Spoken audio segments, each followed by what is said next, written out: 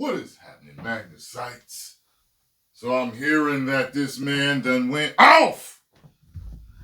And you gonna get a reaction to me watching it. Oh yeah.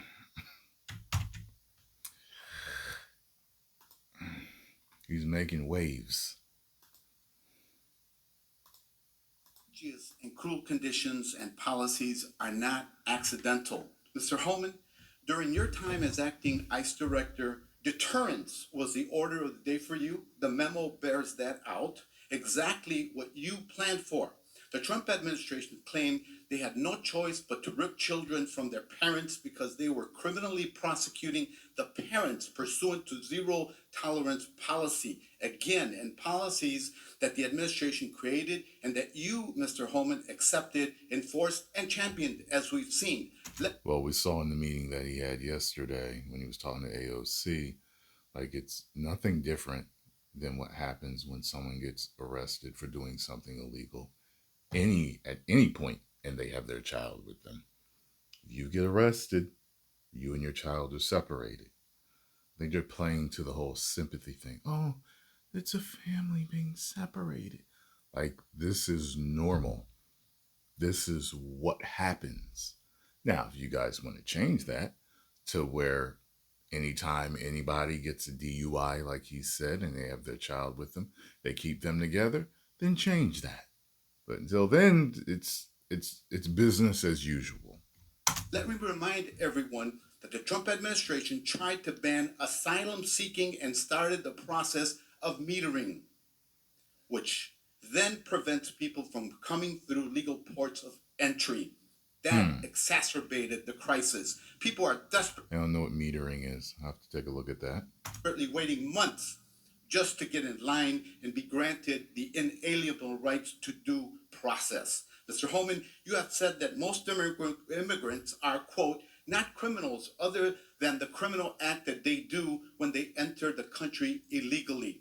That is why I think we ought to revisit decriminalizing desperation, striking sections 1325 and 1326 of Title 8 of the U.S. He's getting amped. He's emotionally involved in this. Because they both are. So let's see what he says. Code, the statutes that the administration has leveraged to separate thousands of children from their families. Mr. Holman, do you understand that the consequences of separation of many children will be lifelong trauma and carried across generations? Have we not learned from the internment of Japanese Americans? Mr. Holman, I'm a father. Do you have children? How can you possibly allow this to happen under your watch? Do you not care? Is it because these children don't look like children that are around you? I don't get it. Now he's making it about race. Have you ever held a deceased child in your arms? First of all, your comments are disgusting. I've served my country. I've served my country for 34 years. I find your This is out of control. As well. I've served my country for 34 years. And yes, I held a 5-year-old boy in my arms that in back that tractor trailer. I knelt down beside him and said a prayer for him because I knew what his last 30 minutes of his life was like. And I had a 5-year-old son at the time. What I've been trying to do my 34 years serving my nation is to save lives. So for you to sit there and insult my integrity and my love for my country and for children, that's why this whole thing needs to be fixed. And you're the member. We agree on that. Fix it. We agree on that, but I disagree. But I also disagree with your characterization of immigrants as prone to criminality. For 3 decades on this. Gentlemen, time has expired. It's my time now. Mr. Chairman. It's my time.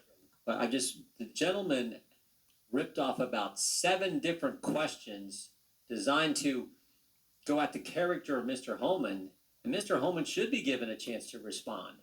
It was ridiculous the way he just rattled them all off and wouldn't let him respond to them. Let me say this. I understand that, but first of all, I'm gonna have civility in my hearings. All right. I have the floor. I understand, and I agree with you. I'm going to have civility. That's why I was banging, so that we could hear each person speak. I have been very courteous and very kind. Now, Mr. Holman, do you have something to say? No one in this room has seen what I've seen in my 34-year career. Very well. No one has experienced what I've experienced. I've saw many dead bodies coming across this border. And you want to talk about the memo? This memo is one option to stop death.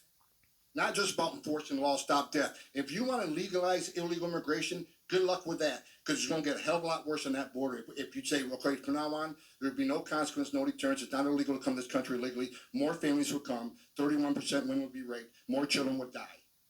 We're a nation of laws. If you don't like it, sir, change it. You're the legislator. I'm the executive branch. And I've served my country honorably for 34 years. And I will not sit here and have anybody say that I don't care about children because you're not the same color as my children. Thank you very much. Wow. It is my time. He said exactly what I said. Change the law then. Wow. He is passionate about this. Now, I can tell you he believes what he's saying. I can feel it. I can see it. He seems like he's a good guy. He seems like he's a good, very stern guy. But yeah, that it is true. It's like, whenever you do something illegal, if you got to get arrested, they have to separate you from the child. They have to take the child, and they have to take you, and they have to make arrangement for the child to be picked up by another parent or a family member or whatever. If you're the only one, then they have to, arrange for the care of the child, then eventually foster, probably, depending on this whole situation of your arrest, depending on what you're getting arrested for, you know what I mean? Like, it's business as usual. So I think Jared, like I said, they're tugging at heartstrings, and all of the, specifically the Hispanics that voted for Trump, it was a big thing with them to where it was like, yo, we're here legally. We're here legally. Yeah. They're like, oh, how could you vote for him? He's talking about mass deportation. We came legally. They didn't. So they, they got this whole thing in their head where it's like, yo, we did it legal. You came illegally. You should be deported. That's how they're feeling. They're like, nah, man. Nah, go back and do it legal like I did it. Why couldn't you do it legally? You know what I'm saying? 10 million subscribers. Woo!